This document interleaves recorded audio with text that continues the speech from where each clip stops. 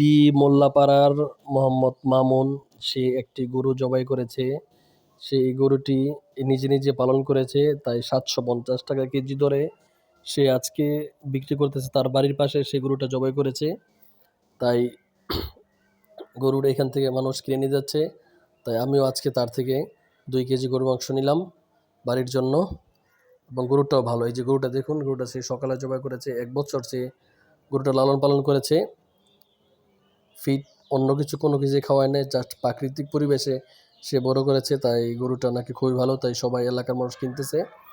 তারপর একটি সয়াবিন তেলের বোতল, এটা নিল 950 টাকা বর্তমানে, 1 মাস আগেও ছিল এটা 900 টাকা। সব জিনিসের দাম বাড়তেছে। তারপর খেজুর ম্যাকজাল 1400 টাকা কেজি, 1 কেজি খেজুর নিলাম। এটা হচ্ছে মাজারোটা, যেটা একবার বড় সেটা 2000 টাকা কেজি। সব জিনিসের দাম বাড়তি। আর গ্যাস্ট্রিকের জন্য ছোলা বুট বেসন ইত্যাদি এগুলা নিলাম। সবাইকে ধন্যবাদ।